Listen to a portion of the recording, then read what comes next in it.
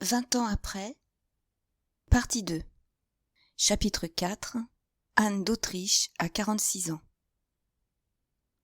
Resté seul avec Bernouin, Mazarin demeura un instant pensif. Il en savait beaucoup, et cependant il n'en savait pas encore assez. C'est un détail que nous a conservé Brienne. Il appelait cela prendre ses avantages. Il résolut de n'entamer la partie avec d'Artagnan que lorsqu'il connaîtrait bien toutes les cartes de son adversaire. « Monseigneur n'ordonne rien ?» demanda Bernouin. « Si fait, » répondit Mazarin. « Éclaire-moi, je vais chez la reine. » Bernouin prit un bougeoir et marcha le premier. Il y avait un passage secret qui aboutissait des appartements et du cabinet de Mazarin aux appartements de la reine. C'était par ce corridor que passait le cardinal pour se rendre à toute heure auprès d'Anne d'Autriche. En arrivant dans la chambre à coucher où donnait ce passage, Bernouin rencontra Madame Beauvais. Madame Beauvais et Bernouin étaient les confidents intimes de ses amours surannées, et Madame Beauvais se chargea d'annoncer le cardinal à Anne d'Autriche, qui était dans son oratoire avec le jeune Louis XIV. Anne d'Autriche, assise dans un grand fauteuil, le coude appuyé sur une table et la tête appuyée sur sa main, regardait l'enfant royal qui, couché sur le tapis, feuilletait un grand livre de bataille. Anne d'Autriche était une reine qui savait le mieux s'ennuyer avec majesté. Elle restait quelquefois des heures ainsi retirée dans sa chambre ou dans son oratoire, sans lire ni prier. Quant au livre avec lequel jouait le roi, c'était un quinte curse enrichi de gravures représentant les hauts faits d'Alexandre. Madame Beauvais apparut à la porte de l'oratoire et annonça le cardinal de Mazarin. L'enfant se releva sur un genou, le sourcil froncé, et regardant sa mère, « Pourquoi donc, dit-il, entre-t-il ainsi sans faire demander audience ?» Anne rougit légèrement. « Il est important, répliqua-t-elle, qu'un premier ministre, dans les temps où nous sommes, puisse venir rendre compte à toute heure de ce qui se passe à la reine, sans avoir à exciter la curiosité ou les commentaires de toute la cour. »« Mais il me semble que M. de Richelieu n'entrait pas ainsi, » répondit l'enfant implacable. « Comment vous rappelez-vous ce que faisait M. de Richelieu ? Vous ne pouvez le savoir, vous étiez trop jeune. »« Je ne me le rappelle pas, je l'ai demandé, on me l'a dit. »« Et qui vous a dit cela ? » reprit Anne d'Autriche avec un mouvement d'humeur mal déguisé. « Je sais que je ne dois jamais nommer les personnes qui répondent aux questions que je leur fais, » répondit l'enfant, « ou que sans cela je n'apprendrai plus rien. » En ce moment, Mazarin entra. Le roi se leva alors tout à fait, prit son livre, le plia et alla le porter sur la table près de laquelle il se tint debout pour forcer Mazarin à se tenir debout aussi. Mazarin surveillait de son œil intelligent toute cette scène, à laquelle il semblait demander l'explication de celle qui l'avait précédée. Il s'inclina respectueusement devant la reine et fit une profonde révérence au roi, qui lui répondit par un salut de tête assez cavalier, mais un regard de sa mère lui reprocha cet abandon au sentiment de haine que, dès son enfance, Louis XIV avait voué au cardinal, et il accueillit le sourire sur les lèvres, le compliment du ministre. Anne d'Autriche cherchait à deviner sur le visage de Mazarin la cause de cette visite imprévue, le cardinal ordinairement ne venant chez elle que lorsque tout le monde était retiré. Le ministre fit un signe de tête imperceptible. Alors la reine, s'adressant à Madame Beauvais, « Il est temps que le roi se couche, dit-elle. Appelez la porte. » Déjà la reine avait dit 2 ou 3 fois au jeune Louis de se retirer, et toujours l'enfant avait tendrement insisté pour rester. Mais cette fois, il ne fit aucune observation. Seulement, il se pinça les lèvres et pâlit. Un instant après, la porte entra. L'enfant alla droit à lui sans embrasser sa mère. « Eh bien, Louis, dit Anne, pourquoi ne m'embrassez-vous point ? » « Je croyais que vous étiez fâchée contre moi, madame. Vous me chassez. »« Je ne vous chasse pas, seulement vous venez d'avoir la petite vérole. Vous êtes souffrant encore, et je crains que veiller ne vous fatigue. »« Vous n'avez pas eu la même crainte quand vous m'avez fait aller aujourd'hui au palais pour rendre ces méchants édits qui ont tant fait murmurer le peuple. »« Sire, dit la porte pour faire diversion, à qui votre majesté veut-elle que je donne le bougeoir ? À qui tu voudras, la porte, répondit l'enfant. Pourvu, ajouta-t-il à haute voix, que ce ne soit pas à Mancini. Monsieur Mancini était un neveu du cardinal que Mazarin avait placé près du roi comme enfant d'honneur, et sur lequel Louis XIV reportait une partie de la haine qu'il avait pour son ministre. Et le roi sortit sans embrasser sa mère et sans saluer le cardinal. « À la bonne heure, dit Mazarin, j'aime à voir qu'on élève sa majesté dans l'horreur de la dissimulation. »« Pourquoi cela ?» demanda la reine d'un air presque timide. « Mais il me semble que la sortie du roi n'a pas besoin de commentaires. D'ailleurs, sa majesté ne se donne pas la peine de cacher le peu d'affection qu'elle me porte, ce qui ne m'empêche pas, du reste, d'être tout dévoué à son service, comme à celui de votre majesté. »« Je vous demande pardon pour lui, cardinal, dit la reine. C'est un enfant qui ne peut encore savoir toutes les obligations qu'il vous a. » Le cardinal sourit. « Mais, continua la reine, vous étiez venu sans doute pour quelque objet important. Qu'y a-t-il donc ?» Mazarin s'assit, ou plutôt se renversa, dans une large chaise, et d'un air mélancolique. « Il y a, dit-il, que, selon toute probabilité, nous serons forcés de nous quitter bientôt, à moins que vous ne poussiez le dévouement pour moi jusqu'à me suivre en Italie. »« Et pourquoi cela ?» demanda la reine. « Parce que, comme dit l'opéra de Thisbé, reprit Mazarin, le monde entier conspire à diviser nos feux. »« Vous plaisantez, monsieur, dit la reine, en essayant de reprendre un peu de son ancienne dignité. »« Hélas, non, madame, dit Mazarin, je ne plaisante pas le moins du monde. Je pleurerais bien plus tôt, je vous prie de le croire. Et il y a de quoi, car notez bien que j'ai dit « le monde entier conspire à diviser nos feux ». Or, comme vous faites partie du monde entier, je veux dire que vous aussi m'abandonnez. »« Cardinal !»« Eh, mon Dieu, ne vous ai-je pas vu sourire l'autre jour très agréablement à monsieur le duc d'Orléans, ou plutôt à ce qu'il vous disait ?»« Et que me disait-il ?»« Il vous disait, madame, c'est votre Mazarin qui est la pierre d'achoppement, qu'il parte et tout ira bien. »« Que vouliez-vous que je fisse ?»« Oh, madame, vous êtes la reine, ce me semble. »« Belle royauté, à la merci du premier gribouilleur de paperasse du palais royal ou du premier gentillâtre du royaume. Cependant, vous êtes assez forte pour éloigner de vous les gens qui vous déplaisent. »« C'est-à-dire qui vous déplaisent à vous, répondit la reine. »« À moi ? Sans doute. Qui a renvoyé madame de Chevreuse, qui pendant 12 ans avait été persécutée sous l'autre règne ? Une intrigante qui voulait continuer contre moi les cabales commencées contre monsieur de Richelieu. Qui a renvoyé madame de Hautefort, cette amie si parfaite qu'elle avait refusé les bonnes grâces du roi pour rester dans les miennes ? Une prude qui vous disait chaque soir, en vous déshabillant, que c'était perdre votre âme que d'aimer un prêtre, comme si on était prêtre parce qu'on est cardinal. Qui a fait arrêter monsieur de Beaufort ? Un brouillon qui ne parlait de rien moins que de m'assassiner. Vous voyez bien, cardinal, reprit la reine, que vos ennemis sont les miens. Ce n'est pas assez, madame. Il faudrait encore que vos amis fussent les miens aussi. Mes amis, monsieur ? La reine secoua la tête. Hélas, je n'en ai plus. Comment n'avez-vous plus d'amis dans le bonheur, quand vous en aviez bien dans l'adversité ? Parce que, dans le bonheur, j'ai oublié ces amis-là, monsieur. Parce que j'ai fait comme la reine Marie de Médicis, qui, au retour de son premier exil, a méprisé tous ceux qui avaient souffert pour elle, et qui, proscrite une seconde fois, est morte à Cologne, abandonnée du monde entier et même de son fils, parce que tout le monde la méprisait à son tour. « Eh bien, voyons, dit Mazarin, ne serait-il pas temps de réparer le mal ? Cherchez parmi vos amis vos plus anciens. »« Que voulez-vous dire, monsieur ? » ?»« Rien autre chose que ce que je dis. Cherchez. »« Hélas, j'ai beau regarder autour de moi, je n'ai d'influence sur personne. Monsieur, comme toujours, est conduit par son favori. Hier, c'était Choisy. Aujourd'hui, c'est la Rivière. Demain, ce sera un autre.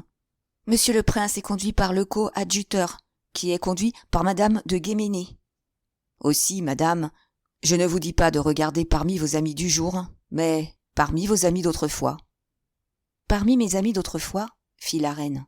Oui, parmi vos amis d'autrefois, parmi ceux qui vous ont aidé à lutter contre monsieur le duc de Richelieu, à le vaincre même. » « Où veut-il en venir ?» murmura la reine en regardant le cardinal avec inquiétude.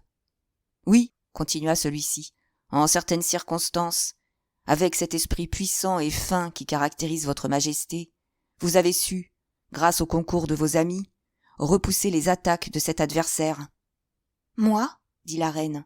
« J'ai souffert, voilà tout. »« Oui, » dit Mazarin, « comme souffrent les femmes en se vengeant. »« Voyons, allons au fait. Connaissez-vous monsieur de Rochefort ?»« Monsieur de Rochefort n'était pas un de mes amis, » dit la reine, « mais bien au contraire de mes ennemis les plus acharnés, un des plus fidèles de monsieur le cardinal. Je croyais que vous saviez cela. »« Je le sais si bien, » répondit Mazarin, « que nous l'avons fait mettre à la Bastille. »« En est-il sorti ?» demanda la reine. « Non, rassurez-vous, il y est toujours. Aussi, je ne vous parle de lui que pour arriver à un autre. Connaissez-vous monsieur d'Artagnan ?» continua Mazarin en regardant la reine en face. Anne d'Autriche reçut le coup en plein cœur. « Le Gascon aurait-il été indiscret ?» murmura-t-elle. Puis tout haut. « D'Artagnan !» ajouta-t-elle. « Attendez donc. Oui, certainement, ce nom-là m'est familier. D'Artagnan, un mousquetaire qui aimait une de mes femmes, pauvre petite créature qui est morte empoisonnée à cause de moi. »« Voilà tout, » dit Mazarin. La reine regarda le cardinal avec étonnement. « Mais, monsieur, dit-elle, il me semble que vous me faites subir un interrogatoire. »« Auquel, en tout cas, dit Mazarin avec son éternel sourire et sa voix toujours douce, vous ne répondez que selon votre fantaisie. »« Exposez clairement vos désirs, monsieur, et j'y répondrai de même, dit la reine avec un commencement d'impatience. »« Eh bien, madame, dit Mazarin en s'inclinant, je désire que vous me fassiez part de vos amis, comme je vous ai fait part du peu d'industrie et de talent que le ciel a mis en moi. Les circonstances sont graves, et il va falloir agir énergiquement. »« Encore, dit la reine, je croyais que nous en serions quittes avec monsieur de Beaufort. »« Oui, vous n'avez vu que le torrent qui voulait tout renverser, et vous n'avez pas fait attention à l'eau dormante. Il y a cependant en France un proverbe sur l'eau qui dort. »« Achevez, dit la reine. »« Eh bien, continua Mazarin, je souffre tous les jours les affronts que me font vos princes et vos valets titrés, tous automates qui ne voient pas que je tiens leur fil et qui, sous ma gravité patiente, n'ont pas deviné le rire de l'homme irrité, qui s'est juré à lui-même d'être un jour le plus fort. Nous avons fait arrêter monsieur de Beaufort, c'est vrai, mais c'était le moins dangereux de tous. Il y a encore monsieur le prince. »« Le vainqueur de Rocroi. Y pensez-vous ? » ?»« Oui, madame, et fort souvent. Mais pazienza, comme nous disons, nous autres Italiens. Puis, après monsieur de Condé, il y a monsieur le duc d'Orléans. »« Que dites-vous là ? Le premier prince du sang, l'oncle du roi ? » ?»« Non pas le premier prince du sang, non pas l'oncle du roi, mais le lâche conspirateur qui, sous l'autre règne, poussé par son caractère capricieux et fantasque, rongé d'ennui, misérable, dévoré d'une plate ambition, jaloux de tout ce qui le dépassait en loyauté et en courage, irrité de n'être rien grâce à sa nullité, s'est fait l'écho de tous les mauvais bruits, s'est fait l'âme de toutes les cabales, a fait signe d'aller en avant à tous ces braves gens qui ont eu la sottise de croire à la parole d'un homme du sang royal et qui les a reniés lorsqu'ils sont montés sur l'échafaud. Non pas le premier prince du sang, non pas l'oncle du roi, je le répète, mais l'assassin de Chalais, de Montmorency et de Cinq-Mars, qui essaye aujourd'hui de jouer le même jeu et qui se figure qu'il gagnera la partie parce qu'il changera d'adversaire et parce qu'au lieu d'avoir en face de lui un homme qui menace, il a un homme qui sourit. Mais il se trompe. Il aura perdu à perdre monsieur de Richelieu, et je n'ai pas intérêt à laisser près de la reine ce ferment de discorde avec lequel feu monsieur le cardinal a fait bouillir 20 ans la bile du roi. Anne rougit et cacha sa tête dans ses deux mains. « Je ne veux point humilier votre majesté, reprit Mazarin, revenant à un ton plus calme, mais en même temps d'une fermeté étrange. Je veux qu'on respecte la reine et qu'on respecte son ministre, puisqu'aux yeux de tous, je ne suis que cela. Votre Majesté sait, elle, que je ne suis pas, comme beaucoup de gens le disent, un pantin venu d'Italie. Il faut que tout le monde le sache, comme votre Majesté. » « Eh bien donc, que dois-je faire ?» dit Anne d'Autriche, courbée sous cette voix dominatrice. « Vous devez chercher dans votre souvenir le nom de ces hommes fidèles et dévoués qui ont passé la mer malgré monsieur de Richelieu, en laissant des traces de leur sang tout le long de la route, pour rapporter à votre Majesté certaines parures qu'elle avait données à monsieur de Buckingham. » Anne se leva, majestueuse et irritée, comme si un ressort d'acier l'eût fait bondir, et regardant le cardinal avec cette hauteur et cette dignité qui la rendaient si puissante au jour de sa jeunesse. « Vous m'insultez, monsieur, dit-elle.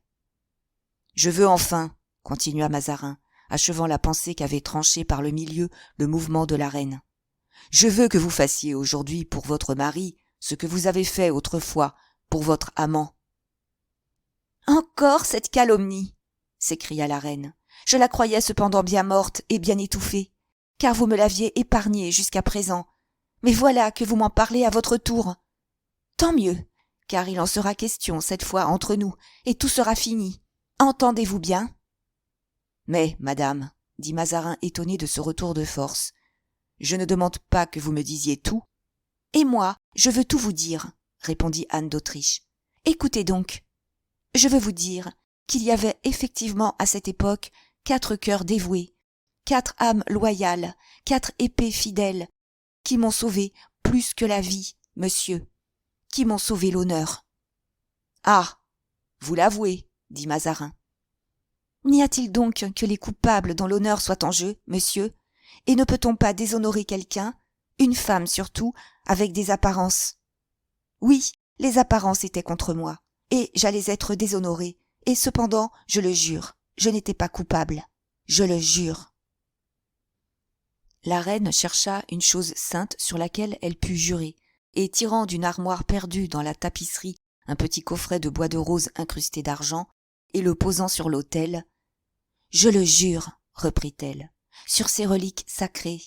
J'aimais monsieur de Buckingham, mais monsieur de Buckingham n'était pas mon amant. »« Et quelles sont ces reliques sur lesquelles vous faites ce serment, madame ? » dit en souriant Mazarin. « Car je vous en préviens, en ma qualité de Romain, je suis incrédule.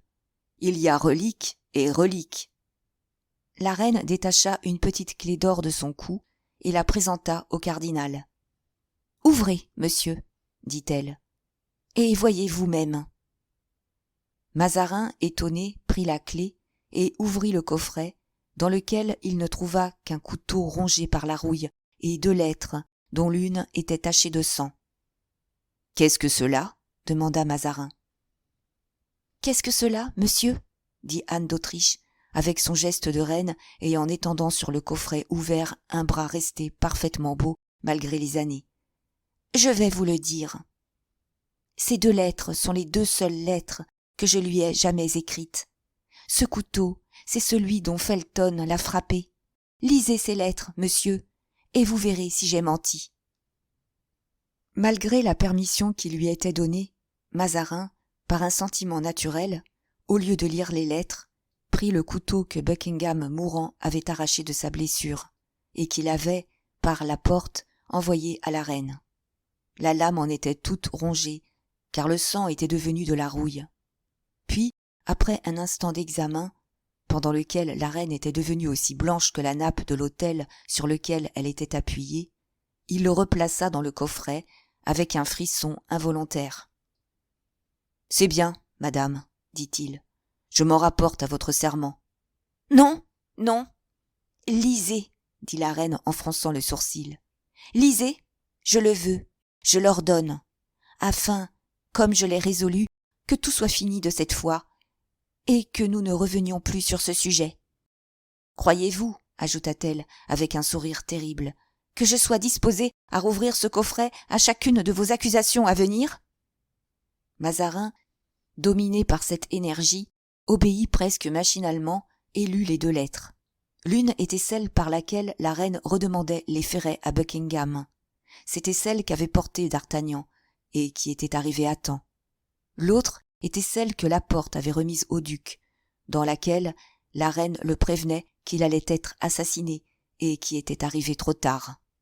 « C'est bien, madame, dit Mazarin, et il n'y a rien à répondre à cela. »« Si, monsieur, dit la reine en refermant le coffret et en appuyant sa main dessus. « Si, il y a quelque chose à répondre. C'est que j'ai toujours été ingrate envers ces hommes qui m'ont sauvée, moi, et qui ont fait tout ce qu'ils ont pu pour le sauver, lui.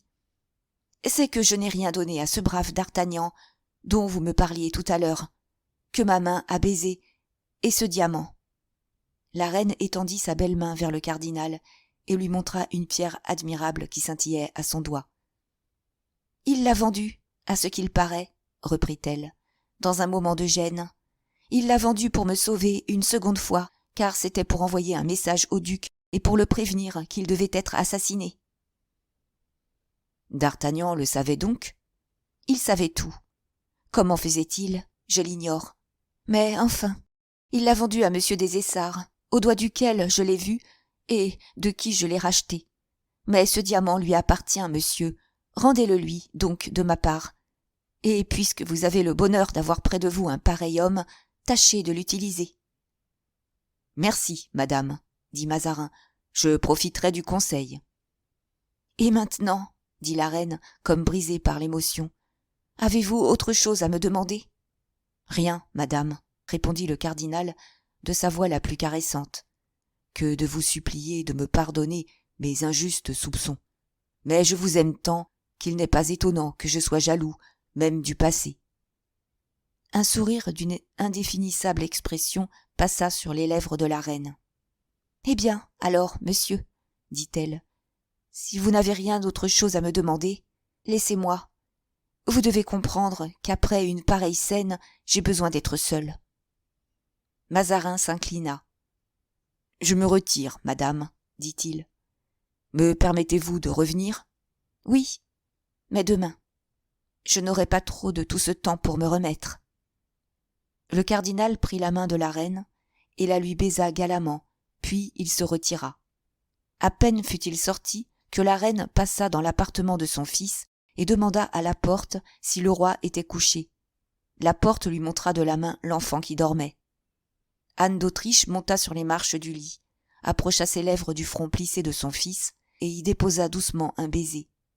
Puis elle se retira silencieuse comme elle était venue, se contentant de dire au valet de chambre : « Tâchez donc, mon cher Laporte, que le roi fasse meilleure mine à monsieur le cardinal, auquel lui et moi avons de si grandes obligations. » Chapitre 5. Gascon et Italien. Pendant ce temps, le cardinal était revenu dans son cabinet, à la porte duquel veillait Bernouin, à qui il demanda si rien ne s'était passé de nouveau et s'il n'était venu aucune nouvelle du dehors. Sur sa réponse négative, il lui fit signe de se retirer. Resté seul, il alla ouvrir la porte du corridor, puis celle de l'antichambre. D'Artagnan, fatigué, dormait sur une banquette. « Monsieur d'Artagnan » dit-il d'une voix douce. D'Artagnan ne broncha point. « Monsieur d'Artagnan » dit-il plus haut. D'Artagnan continua de dormir. Le cardinal s'avança vers lui et lui toucha l'épaule du bout du doigt. Cette fois, D'Artagnan tressaillit, se réveilla et, en se réveillant, se trouva tout debout et comme un soldat sous les armes.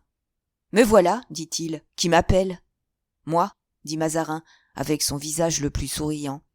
« J'en demande pardon à votre éminence, dit D'Artagnan, mais j'étais si fatigué. »« Ne me demandez pas pardon, monsieur, dit Mazarin, car vous vous êtes fatigué à mon service. » D'Artagnan admira l'air gracieux du ministre. « Ouais, dit-il, entre ses dents, est-il vrai le proverbe qui dit que le bien vient en dormant ? » « Suivez-moi, monsieur, dit Mazarin. »« Allons, allons, murmura D'Artagnan. Rochefort m'a tenu parole. Seulement, par où diable est-il passé ? » Et il regarda jusque dans les moindres recoins du cabinet, mais il n'y avait plus de Rochefort. « Monsieur d'Artagnan, dit Mazarin, en s'asseyant et en s'accommodant sur son fauteuil. Vous m'avez toujours paru un brave et galant homme. »« C'est possible, pensa D'Artagnan, mais il a mis le temps à me le dire. »« ce qui ne l'empêcha pas de saluer Mazarin jusqu'à terre pour répondre à son compliment. « Eh bien, continua Mazarin, le moment est venu de mettre à profit vos talents et votre valeur. » Les yeux de l'officier lancèrent comme un éclair de joie qui s'éteignit aussitôt, car il ne savait pas où Mazarin en voulait venir. « Ordonnez, monseigneur, dit-il, je suis prêt à obéir à votre éminence. »« Monsieur d'Artagnan, continua Mazarin, vous avez fait, sous le dernier règne, certains exploits. »« Votre éminence est trop bonne de se souvenir. C'est vrai, j'ai fait la guerre avec assez de succès. »« Je ne parle pas de vos exploits guerriers, dit Mazarin, car, quoiqu'ils aient fait quelque bruit, ils ont été surpassés par les autres. » D'Artagnan fit l'étonné. « Eh bien, dit Mazarin, vous ne répondez pas ? » ?»« J'attends, reprit d'Artagnan, que monseigneur me dise de quels exploits il veut parler. »« Je parle de l'aventure. »« Et vous savez bien ce que je veux dire. »« Hélas, non, monseigneur, répondit d'Artagnan, tout étonné. »« Vous êtes discret, tant mieux. Je veux parler de cette aventure de la reine, de ces ferrets, de ce voyage que vous avez fait avec 3 de vos amis. »« Hé hé, pensa le Gascon, est-ce un piège ? Tenons-nous fermes. » Et il arma ses traits d'une stupéfaction que lui eût envié Mondori ou Belle-Rose, les 2 meilleurs comédiens de l'époque. « Fort bien, dit Mazarin en riant, bravo, on m'avait bien dit que vous étiez l'homme qu'il me fallait. Voyons, là, que feriez-vous bien pour moi ? » « Tout ce que votre éminence m'ordonnera de faire, dit d'Artagnan. »« Vous feriez pour moi ce que vous avez fait autrefois pour une reine ? » « Décidément, se dit d'Artagnan à lui-même, on veut me faire parler. Voyons-le venir. Il n'est pas plus fin que le Richelieu, que diable. Pour une reine, monseigneur, je ne comprends pas. Vous ne comprenez pas que j'ai besoin de vous et de vos 3 amis ? De quels amis, monseigneur ? De vos 3 amis d'autrefois. Autrefois, monseigneur, répondit d'Artagnan, je n'avais pas 3 amis, j'en avais 50. À 20 ans, on appelle tout le monde ses amis. Bien, bien, monsieur l'officier, dit Mazarin, la discrétion est une belle chose. Mais aujourd'hui, vous pourriez vous repentir d'avoir été trop discret. Monseigneur, Pythagore faisait garder pendant 5 ans le silence à ses disciples pour leur apprendre à se taire. Et vous l'avez gardé 20 ans, monsieur. C'est 15 ans de plus qu'un philosophe pythagoricien, ce qui me semble raisonnable. Parlez donc aujourd'hui, car la reine elle-même vous relève de votre serment. La reine, dit d'Artagnan avec un étonnement qui cette fois n'était pas joué. Oui, la reine. Et pour preuve que je vous parle en son nom, c'est qu'elle m'a dit de vous montrer ce diamant qu'elle prétend que vous connaissez et qu'elle a racheté de M. des Essarts. Et Mazarin étendit la main vers l'officier, qui soupira en reconnaissant la bague que la reine lui avait donnée le soir du bal de l'hôtel de ville. « C'est vrai, dit d'Artagnan, je reconnais ce diamant qui a appartenu à la reine. Vous voyez donc bien que je vous parle en son nom. Répondez-moi donc sans jouer davantage la comédie. Je vous l'ai déjà dit, et je vous le répète, il y va de votre fortune. Ma foi, monseigneur, j'ai grand besoin de faire fortune. Votre éminence m'a oublié si longtemps. Il ne faut que 8 jours pour réparer cela. Voyons, vous voilà, vous. Mais où sont vos amis ? Je n'en sais rien, monseigneur. Comment, vous n'en savez rien ? Non, il y a longtemps que nous nous sommes séparés, car tous 3 ont quitté le service. Mais où les retrouverez-vous ? Partout où ils seront, cela me regarde. Bien. Vos conditions ? De l'argent, monseigneur, tant que nos entreprises en demanderont. Je me rappelle trop combien, parfois, nous avons été empêchés, faute d'argent, et sans ce diamant que j'ai été obligé de vendre, nous serions restés en chemin.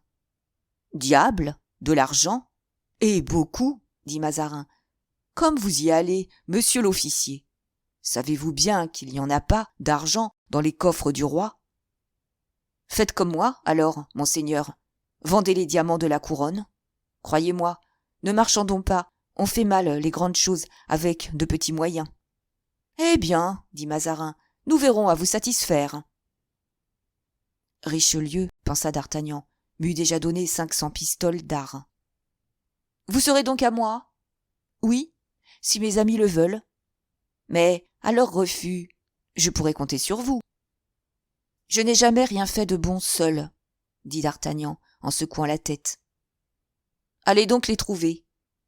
Que leur dirai-je pour les déterminer à servir votre éminence? Vous les connaissez mieux que moi. Selon leur caractère, vous promettrez. Que promettrai-je?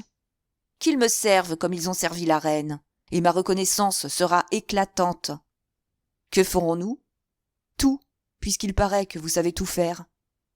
Monseigneur, lorsqu'on a confiance dans les gens et qu'on veut qu'ils aient confiance en nous, on les renseigne mieux que ne fait votre éminence. Lorsque le moment d'agir sera venu, soyez tranquille, reprit Mazarin, vous aurez toute ma pensée. Et jusque-là, attendez et cherchez vos amis. Monseigneur, peut-être ne sont-ils pas à Paris, c'est probable même. Il va falloir voyager. Je ne suis qu'un lieutenant de mousquetaires fort pauvre et les voyages sont chers. Mon intention, dit Mazarin, n'est pas que vous paraissiez avec un grand train. Mes projets ont besoin de mystère et souffriraient d'un trop grand équipage. Encore, monseigneur, ne puis-je voyager avec ma paye, puisque l'on est en retard de 3 mois avec moi, et je ne puis voyager avec mes économies, attendu que depuis 22 ans que je suis au service, je n'ai économisé que des dettes. Mazarin resta un instant pensif, comme si un grand combat se livrait en lui, puis, allant à une armoire fermée d'une triple serrure, il en tira un sac, et le pesant de sa main 2 ou 3 fois, avant de le donner à d'Artagnan. « Prenez donc ceci, dit-il avec un soupir. Voilà pour le voyage. » Si ce sont des doublons d'Espagne ou même des écus d'or, pensa d'Artagnan, nous pourrons encore faire ensemble affaire. Il salua le cardinal et engouffra le sac dans sa large poche. « Eh bien, c'est donc dit, répondit le cardinal. Vous allez voyager. Oui, monseigneur. Écrivez-moi tous les jours pour me donner des nouvelles de votre négociation. Je n'y manquerai pas, monseigneur. Très bien. À propos, le nom de vos amis? Le nom de mes amis, répéta d'Artagnan avec un reste d'inquiétude. Oui, pendant que vous cherchez de votre côté, moi, je m'informerai du mien, et peut-être apprendrai-je quelque chose. Monsieur le comte de la Fère, autrement dit Athos, monsieur du Vallon, autrement dit Porthos, et monsieur le chevalier d'Herblay, aujourd'hui l'abbé d'Herblay, autrement dit Aramis. Le cardinal sourit. Des cadets, dit-il, qui s'étaient engagés aux mousquetaires sous de faux noms pour ne pas compromettre leur nom de famille. Longue rapière, mais bourse légère. On connaît cela. Si Dieu veut que ces rapières-là passent au service de votre éminence, dit d'Artagnan, j'ose exprimer un désir. C'est que ce soit à son tour la bourse de monseigneur qui devienne légère et la leur qui devienne lourde, car avec ces 3 hommes et moi, votre éminence remuera toute la France et même toute l'Europe, si cela lui convient. Ces Gascons, dit Mazarin, en riant, valent presque les Italiens pour la bravade. En tout cas, dit d'Artagnan, avec un sourire pareil à celui du cardinal, ils valent mieux pour les stockades. Et il sortit après avoir demandé un congé qui lui fut accordé à l'instant et signé par Mazarin lui-même. À peine dehors, il s'approcha d'une lanterne qui était dans la cour et regarda précipitamment dans le sac. « Des écus d'argent, fit-il avec mépris. Je m'en doutais. Ah, Mazarin, Mazarin, tu n'as pas confiance en moi. Tant pis, cela te portera malheur. » Pendant ce temps, le cardinal se frottait les mains. « 100 pistoles, murmura-t-il, 100 pistoles. Pour 100 pistoles, j'ai eu un secret que M. de Richelieu aurait payé 20 000 écus. Sans compter ce diamant, dit-il en jetant amoureusement les yeux sur la bague qu'il avait gardée au lieu de la donner à d'Artagnan. Sans compter ce diamant qui vaut au moins 10 000 livres. Et le cardinal rentra dans sa chambre tout joyeux de cette soirée dans laquelle il avait fait un si beau bénéfice, plaça la bague dans un écrin garni de brillants de toute espèce, car le cardinal avait le goût des pierreries, et il appela Bernouin pour le déshabiller, sans davantage se préoccuper des rumeurs qui continuaient de venir par bouffées battre les vitres, et des coups de fusil qui retentissaient encore dans Paris, quoiqu'il fût plus de 11 heures du soir. Pendant ce temps, d'Artagnan s'acheminait vers la rue Tiquetonne, où il demeurait à l'hôtel de la Chevrette. Disons en peu de mots comment d'Artagnan avait été amené à faire choix de cette demeure. Chapitre 6. D'Artagnan a 40 ans. Hélas, depuis l'époque où, dans notre roman des Trois Mousquetaires, nous avons quitté d'Artagnan rue des Fossoyeurs 12, il s'était passé bien des choses, et surtout bien des années. D'Artagnan n'avait pas manqué aux circonstances, mais les circonstances avaient manqué à d'Artagnan. Tant que ses amis l'avaient entouré, d'Artagnan était resté dans sa jeunesse et sa poésie. C'était une de ces natures fines et ingénieuses qui s'assimilent facilement les qualités des autres. Athos lui donnait de sa grandeur, Porthos de sa verve, Aramis de son élégance. Si d'Artagnan eût continué de vivre avec ces trois hommes, il fût devenu un homme supérieur. Athos le quitta le premier, pour se retirer dans cette petite terre dont il avait hérité du côté de Blois. Porthos, le second, pour épouser sa procureuse. Enfin, Aramis, le troisième, pour entrer définitivement dans les ordres et se faire abbé.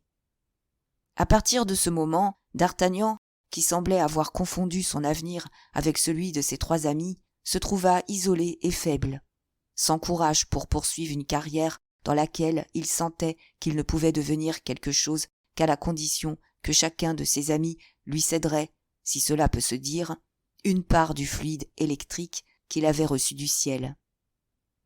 Ainsi, quoique devenu lieutenant des mousquetaires, d'Artagnan ne s'en trouva que plus isolé. Il n'était pas d'assez haute naissance, comme Athos, pour que les grandes maisons s'ouvrissent devant lui. Il n'était pas assez vaniteux, comme Porthos, pour faire croire qu'il voyait la haute société.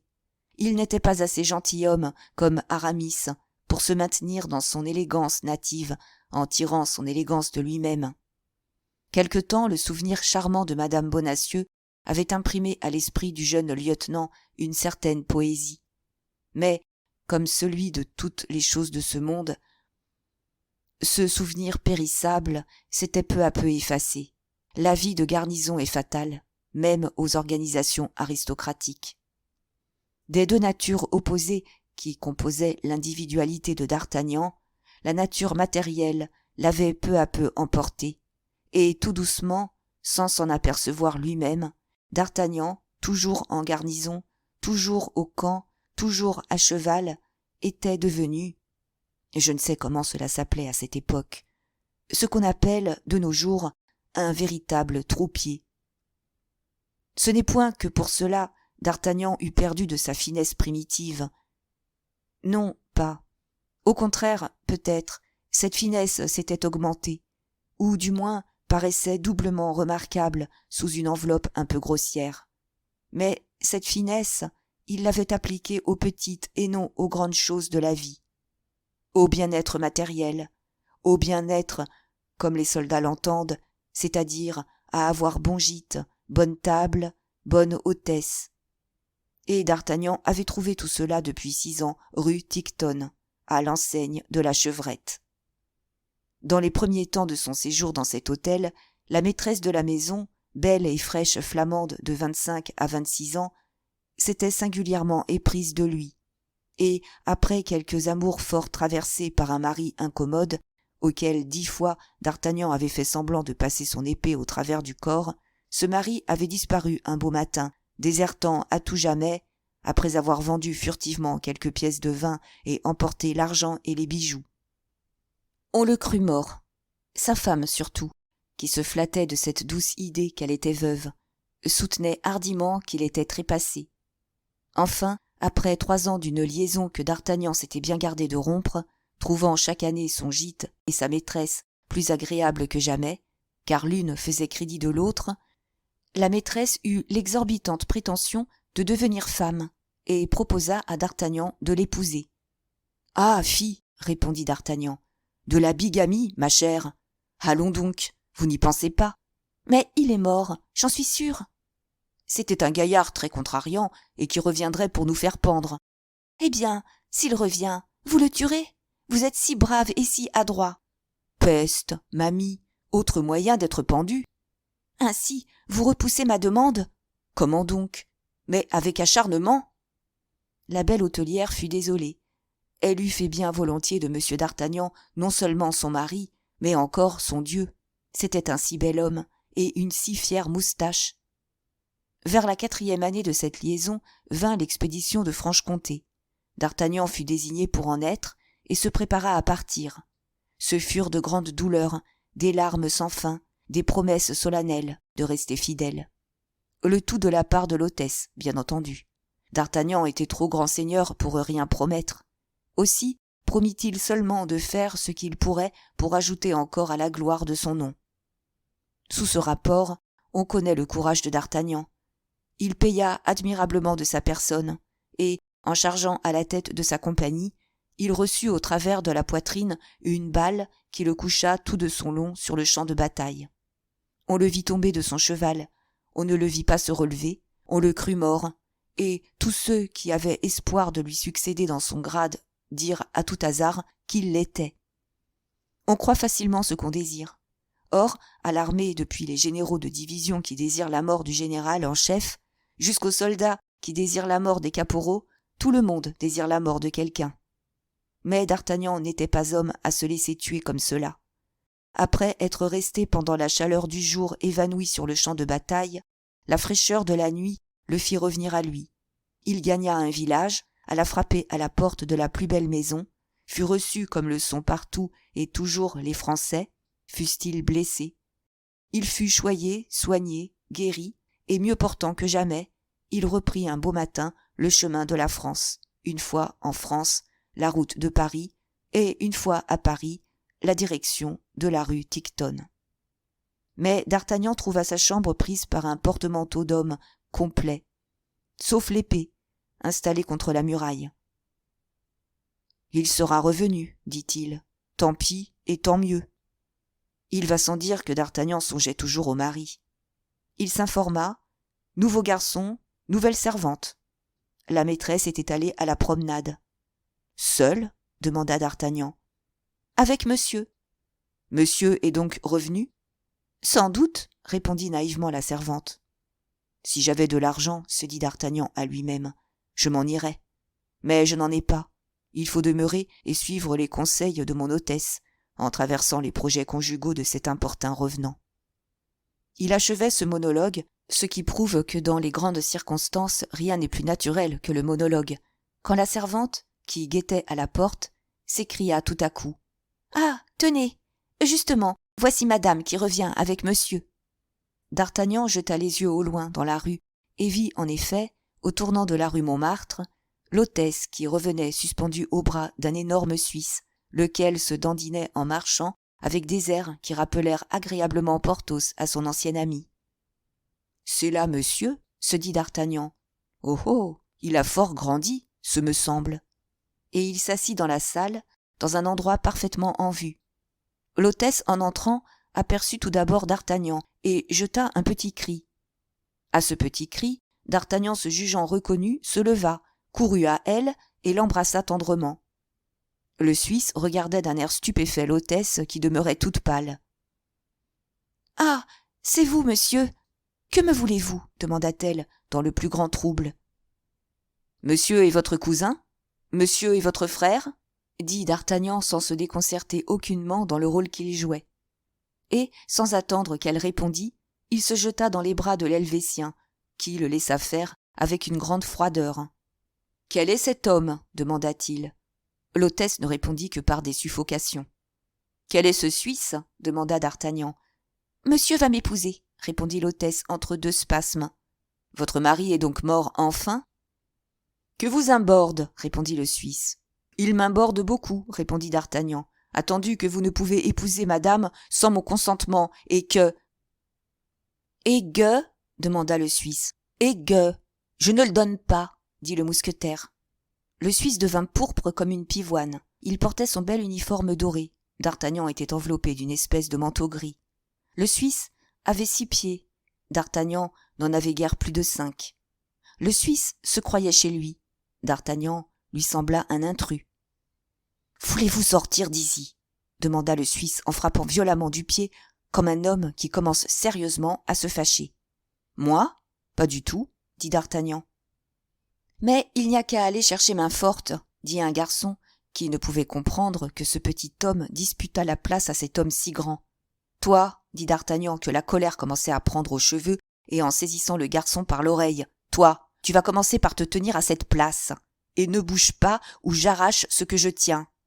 Quant à vous, illustres descendants de Guillaume Tell, vous allez faire un paquet de vos habits qui sont dans ma chambre et qui me gênent, et partir vivement pour chercher une autre auberge. » Le Suisse se mit à rire bruyamment. « Moi, bardir, dit-il, et bourgois. »« Ah, c'est bien, dit d'Artagnan, je vois que vous comprenez le français. Alors, venez faire un tour avec moi, et je vous expliquerai le reste. » L'hôtesse, qui connaissait d'Artagnan pour une fine lame, commença à pleurer et à s'arracher les cheveux. D'Artagnan se retourna du côté de la belle éplorée. « Alors, renvoyez-le, madame, dit-il. »« Pas, répliqua le Suisse, à qui il avait fallu un certain temps pour se rendre compte de la proposition que lui avait faite d'Artagnan. « Pas. Qui êtes fou, taport, pour me proposer d'aller faire un tour avec vous. »« Je suis lieutenant aux mousquetaires de Sa Majesté, dit d'Artagnan, et par conséquent votre supérieur en tout. Seulement, comme il ne s'agit pas de grade ici, mais de billets de logement, vous connaissez la coutume. Venez chercher le vôtre. Le premier de retour ici reprendra sa chambre. » D'Artagnan emmena le Suisse malgré les lamentations de l'hôtesse qui, au fond, sentait son cœur penché pour l'ancien amour, mais qui n'eût pas été fâché de donner une leçon à cet orgueilleux mousquetaire qui lui avait fait l'affront de refuser sa main. Les deux adversaires s'en allèrent droit au fossé Montmartre. Il faisait nuit quand ils y arrivèrent. D'Artagnan pria poliment le Suisse de lui céder la chambre et de ne plus revenir. Celui-ci refusa d'un signe de tête et tira son épée. « Alors, vous coucherez ici, dit d'Artagnan. C'est un vilain gîte, mais ce n'est pas ma faute et c'est vous qui l'aurez voulu. » Et à ces mots, il tira le fer à son tour et croisa l'épée avec son adversaire. Il avait affaire à un rude poignet, mais sa souplesse était supérieure à toute force. La rapière de l'Allemand ne trouvait jamais celle du mousquetaire. Le Suisse reçut 2 coups d'épée avant de s'en être aperçu, à cause du froid. Cependant, tout à coup, la perte de son sang et la faiblesse qu'elle lui occasionna le contraignirent de s'asseoir. « Là, dit d'Artagnan, que vous avais-je prédit ? Vous voilà bien avancé, entêté que vous êtes. Heureusement que vous n'en avez que pour une quinzaine de jours. Restez là, et je vais vous envoyer vos habits par le garçon. Au revoir. À propos, logez-vous rue Montorgueil, au chat qui pelote. On y est parfaitement nourri. Si c'est toujours la même hôtesse.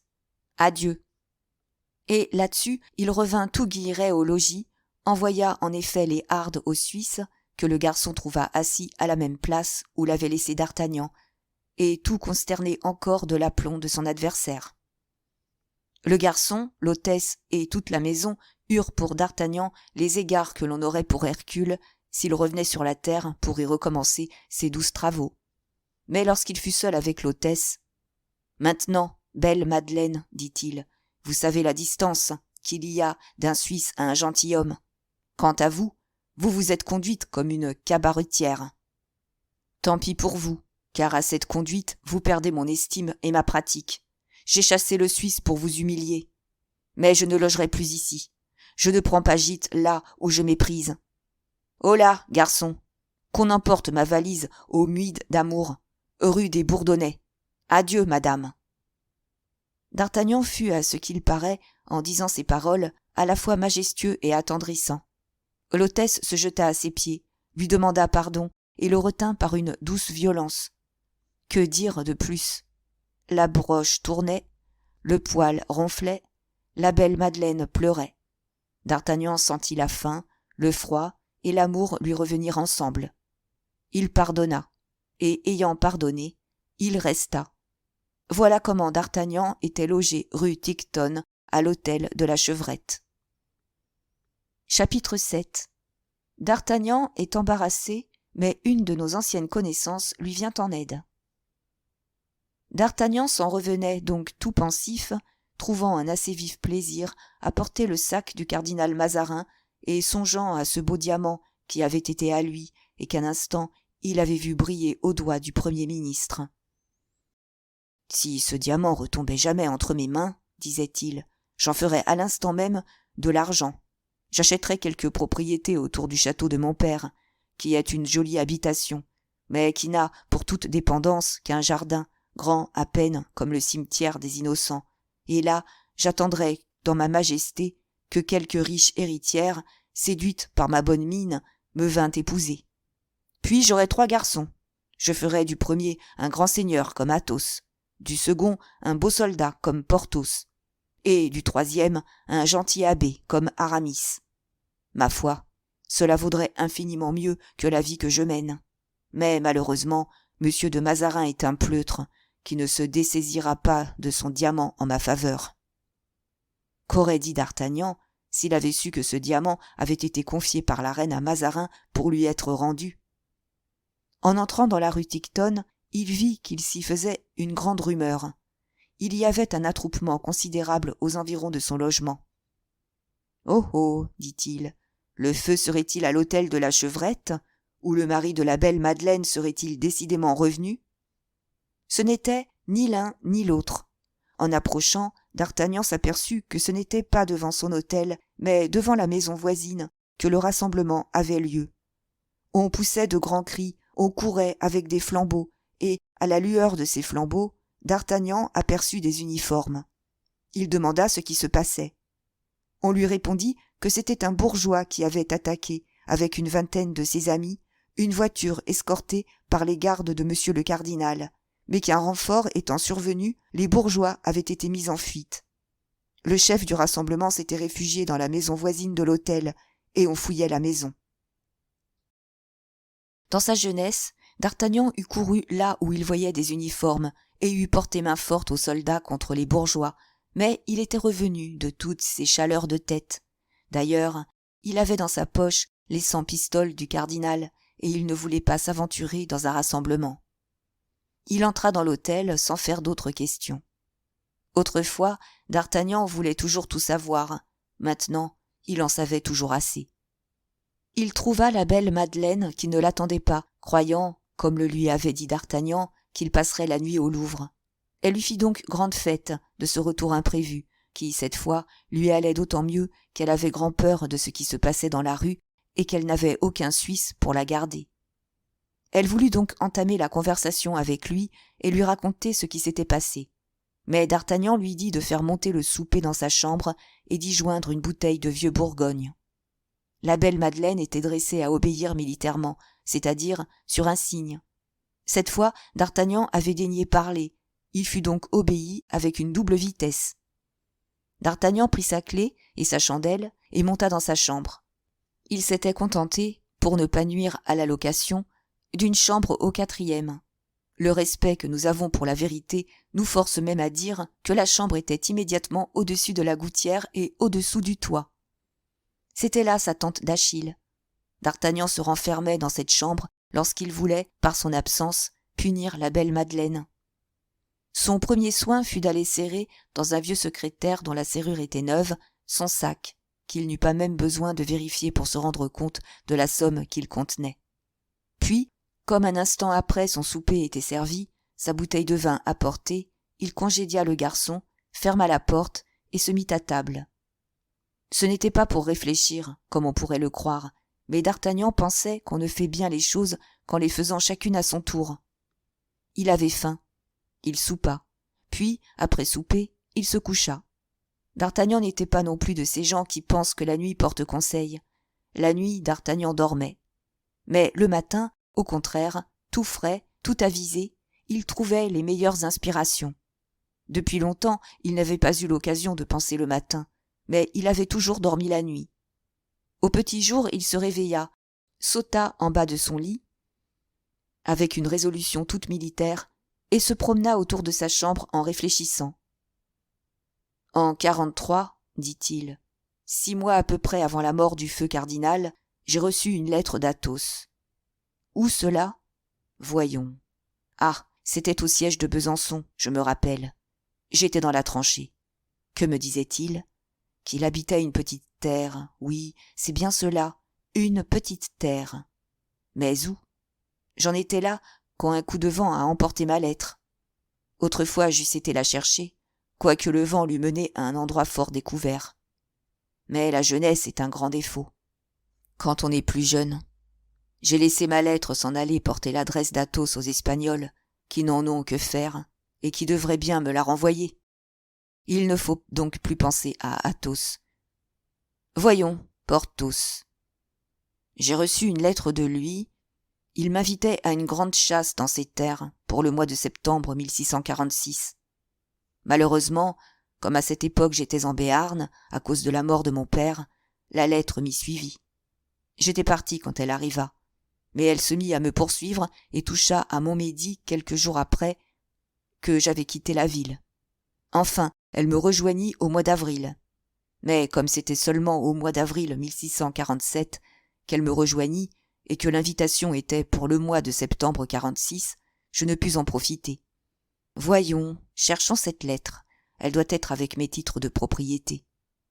D'Artagnan ouvrit une vieille cassette qui gisait dans un coin de la chambre, pleine de parchemins relatifs à la terre d'Artagnan, qui depuis 200 ans était entièrement sorti de sa famille. Et il poussa un cri de joie. Il venait de reconnaître la vaste écriture de Porthos, et au-dessous, quelques lignes en pâte de mouche tracées par la main sèche de sa digne épouse. D'Artagnan ne s'amusa point à relire la lettre. Il savait ce qu'elle contenait. Il courut à l'adresse. L'adresse était « Au château du Vallon ». Porthos avait oublié tout autre renseignement. Dans son orgueil, il croyait que tout le monde devait connaître le château auquel il avait donné son nom. « Au diable le vaniteux !» dit d'Artagnan, « toujours le même. » Il m'allait cependant bien de commencer par lui, attendu qu'il ne devait pas avoir besoin d'argent, lui qui a hérité de 800 000 livres de M. Coquenard. Allons, voilà le meilleur qui me manque. Athos sera devenu idiot à force de boire. Quant à Aramis, il doit être plongé dans ses pratiques de dévotion.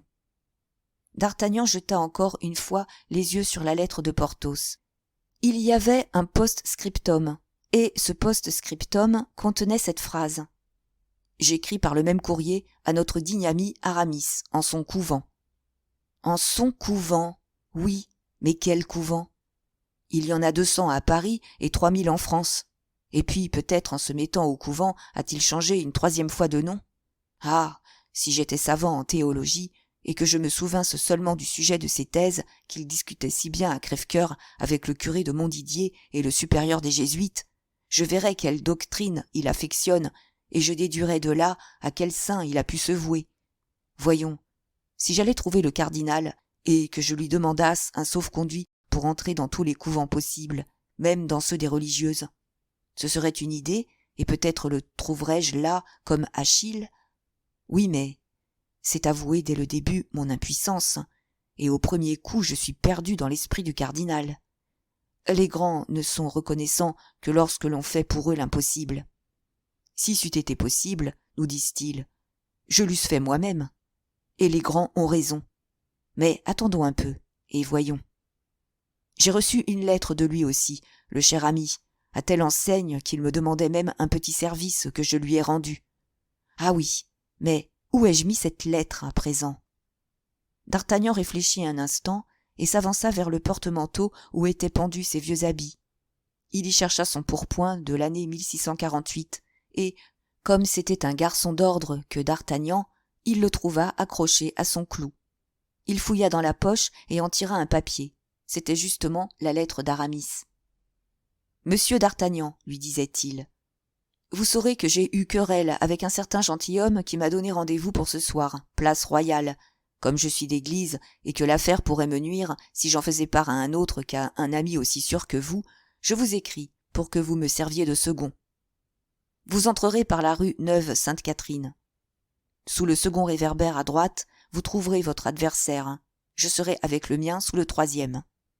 Tout à vous, Aramis. » Cette fois, il n'y avait pas même d'adieu. D'Artagnan essaya de rappeler ses souvenirs. Il était allé au rendez-vous, y avait rencontré l'adversaire indiqué, dont il n'avait jamais su le nom, lui avait fourni un joli coup d'épée dans le bras, puis il s'était approché d'Aramis, qui venait de son côté au-devant de lui, ayant déjà fini son affaire. « C'est terminé, » avait dit Aramis. « Je crois que j'ai tué l'insolent. Mais, cher ami, si vous avez besoin de moi, vous savez que je vous suis tout dévoué. » Sur quoi Aramis lui avait donné une poignée de main et avait disparu sous les arcades.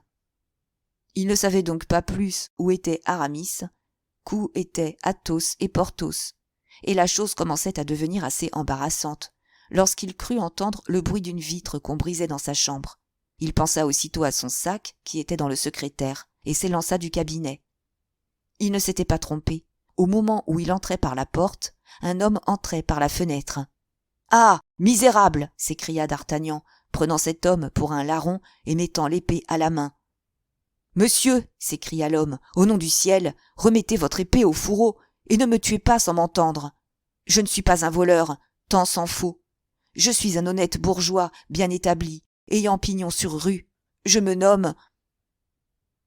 Mais je ne me trompe pas. Vous êtes monsieur d'Artagnan. Et toi, Planchet ?» s'écria le lieutenant. « Pour vous servir, monsieur, » dit Planchet, au comble du ravissement, « si j'en étais encore capable. »« Peut-être, » dit d'Artagnan, « mais que diable fais-tu à courir sur les toits à 7 heures du matin dans le mois de janvier ?»« Monsieur, » dit Planchet, « il faut que vous sachiez. Mais, au fait, vous ne devez peut-être pas le savoir. »« Voyons, quoi ?» dit d'Artagnan. « Mais d'abord, mets une serviette devant la vitre et tire les rideaux. » Planchet obéit, puis, quand il eut fini, « Eh bien, » dit d'Artagnan. « Monsieur, avant toute chose, » dit le prudent Planchet, « comment êtes-vous avec monsieur de Rochefort ?»« Mais à merveille, comment donc ?»« Rochefort, mais tu sais bien que c'est maintenant un de mes meilleurs amis. »« Ah, tant mieux. Mais qu'a de commun Rochefort avec cette manière d'entrer dans ma chambre ? » « Ah, voilà, monsieur. Il faut vous dire d'abord que monsieur de Rochefort est... » Planchet hésita. « Pardieu, » dit d'Artagnan, « je le sais bien, il est à la Bastille. »« C'est-à-dire qu'il y était, » répondit Planchet. « Comment, il y était ?» s'écria d'Artagnan. « Aurait-il eu le bonheur de se sauver ?»« Ah, monsieur !» s'écria à son tour Planchet, « si vous appelez cela du bonheur, tout va bien. Il faut donc vous dire qu'il paraît qu'hier, on avait envoyé prendre monsieur de Rochefort à la Bastille. Eh, pardieu, je le sais bien, puisque c'est moi qui suis allé l'y chercher. Mais ce n'est pas vous qui l'y avez reconduit, heureusement pour lui, car si je vous eusse reconnu parmi l'escorte, croyez, monsieur, que j'ai toujours trop de respect pour vous. Achève donc, animal. Voyons, qu'est-il donc arrivé ? Eh bien, il est arrivé qu'au milieu de la rue de la Ferronnerie, comme le carrosse de monsieur de Rochefort traversait un groupe de peuple, et que les gens de l'escorte rudoyaient les bourgeois, il s'est élevé des murmures. Le prisonnier a pensé que l'occasion était belle. Il s'est nommé et a crié à l'aide. Moi, j'étais là. J'ai reconnu le nom du comte de Rochefort. Je me suis souvenu que c'était lui qui m'avait fait sergent dans le régiment de Piémont. J'ai dit tout haut que c'était un prisonnier, ami de monsieur le duc de Beaufort. On s'est émeuté, on a arrêté les chevaux, on a culbuté l'escorte. Pendant ce temps-là, j'ai ouvert la portière. Monsieur de Rochefort a sauté à terre et s'est perdu dans la foule. Malheureusement, en ce moment-là, une patrouille passait. Elle s'est réunie aux gardes et nous a chargés. J'ai battu en retraite du côté de la rue Tiquetonne. J'étais suivi de près. Je me suis réfugié dans la maison à côté de celle-ci. On l'a cerné, fouillé, mais inutilement. J'avais trouvé au 5e une personne compatissante qui m'a fait cacher sous 2 matelas. Je suis resté dans ma cachette, ou à peu près, jusqu'au jour, et, pensant qu'au soir on allait peut-être recommencer les perquisitions, je me suis aventuré sur les gouttières, cherchant une entrée d'abord, puis ensuite une sortie dans une maison quelconque, mais qui ne fut point gardée. Voilà mon histoire, et sur l'honneur, monsieur, je serais désespéré qu'elle vous fût désagréable. Non pas, dit d'Artagnan, au contraire, et je suis, ma foi, bien aise que Rochefort soit en liberté. Mais sais-tu bien une chose, c'est que si tu tombes dans les mains des gens du roi, tu seras pendu sans miséricorde. Pardieu, si je le sais, dit Planchet, c'est bien ce qui me tourmente même, et voilà pourquoi je suis si content de vous avoir retrouvé, car si vous voulez me cacher, personne ne le peut mieux que vous. Oui, dit d'Artagnan, je ne demande pas mieux, quoique je ne risque ni plus ni moins que mon grade, s'il était reconnu que j'ai donné asile à un rebelle. Ah, monsieur, vous savez bien que moi, je risquerais ma vie pour vous. Tu pourrais même ajouter que tu l'as risqué, Planchet. Je n'oublie que les choses que je dois oublier, et quant à celle-ci, je veux m'en souvenir. Assieds-toi donc là, mange tranquille, car je m'aperçois que tu regardes les restes de mon souper avec un regard des plus expressifs. Oui, monsieur, car le buffet de la voisine était fort mal garni en choses succulentes, et je n'ai mangé depuis hier midi qu'une tartine de pain et de confiture. Quoique je ne méprise pas les douceurs, quand elles viennent en leur lieu et place, j'ai trouvé le souper un peu bien léger. Pauvre garçon, dit d'Artagnan. Eh bien, voyons, remets-toi. Ah, monsieur, vous me sauvez 2 fois la vie, dit Planchet. Et il s'assit à la table où il commença à dévorer comme au beau jour de la rue des Fossoyeurs. D'Artagnan continuait de se promener de long en large. Il cherchait dans son esprit tout le parti qu'il pouvait tirer de Planchet dans les circonstances où il se trouvait. Pendant ce temps, Planchet travaillait de son mieux à réparer les heures perdues. Enfin, il poussa ce soupir de satisfaction de l'homme affamé qui indique qu'après avoir pris un premier et solide acompte, il va faire une petite halte. « Voyons, dit d'Artagnan, qui pensa que le moment était venu de commencer l'interrogatoire. Procédons par ordre. Sais-tu où est Athos ? Non, monsieur, répondit Planchet. Diable. Sais-tu où est Porthos ? Pas davantage. Diable, diable. Et Aramis ? Non plus. Diable, diable, diable. Mais, dit Planchet, de son air narquois, je sais où est Bazin. Comment ? Tu sais où est Bazin ? Oui, monsieur. Et où est-il ? À Notre-Dame. Et que fait-il à Notre-Dame ? Il est bedeau. Bazin ? Bedeau à Notre-Dame ? Tu en es sûr ? Parfaitement sûr. Je l'ai vu, je lui ai parlé. Il doit savoir où est son maître. Sans aucun doute. D'Artagnan réfléchit, puis il prit son manteau et son épée et s'apprêta à sortir. Monsieur, dit Planchet d'un air lamentable, m'abandonnez-vous ainsi ?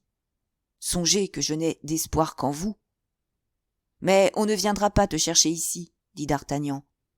Enfin, si on y venait, dit le prudent Planchet, songez que, pour les gens de la maison, qui ne m'ont pas vu entrer, je suis un voleur. C'est juste, dit d'Artagnan. Voyons, parles-tu un patois quelconque ? Je parle mieux que cela, monsieur, dit Planchet. Je parle une langue, je parle le flamand. Et où diable l'as-tu appris ? En Artois, où j'ai fait la guerre 2 ans. Écoutez. Guten Morgen, Miner. Ich ben begehre te witten de Kesans ext omstand. Ce qui veut dire « Bonjour monsieur, je m'empresse de m'informer de l'état de votre santé. » Il appelle cela une langue ? Mais n'importe, dit d'Artagnan, cela tombe à merveille. D'Artagnan alla à la porte, appela un garçon et lui ordonna de dire à la belle Madeleine de monter. « Que faites-vous, monsieur ? dit Planchet. Vous allez confier notre secret à une femme. Sois tranquille, celle-là ne soufflera pas le mot. » En ce moment, l'hôtesse entra. Elle accourait l'air riant, s'attendant à trouver d'Artagnan seul. Mais, en apercevant Planchet, elle recula d'un air étonné. « Ma chère hôtesse, dit d'Artagnan, je vous présente monsieur votre frère, qui arrive de Flandre, et que je prends pour quelques jours à mon service. »« Mon frère ?» dit l'hôtesse, de plus en plus étonnée. « Souhaitez donc le bonjour à votre sœur, Master Peter. »« Willkommen, Zuster, » dit Planchet. « Guten Day, Bror, » répondit l'hôtesse étonnée. « Voici la chose, dit d'Artagnan. Monsieur est votre frère, que vous ne connaissez pas peut-être, mais que je connais, moi. Il est arrivé d'Amsterdam. Vous l'habillez pendant mon absence. À mon retour, c'est-à-dire dans 1 heure, vous me le présentez et, sur votre recommandation, quoiqu'il ne dise pas un mot de français, comme je n'ai rien à vous refuser, je le prends à mon service. Vous entendez ? C'est-à-dire que je devine ce que vous désirez, et c'est tout ce qu'il me faut, dit Madeleine. Vous êtes une femme précieuse, ma belle hôtesse, et je m'en rapporte à vous. Sur quoi, ayant fait un signe d'intelligence à Planchet, d'Artagnan sortit pour se rendre à Notre-Dame.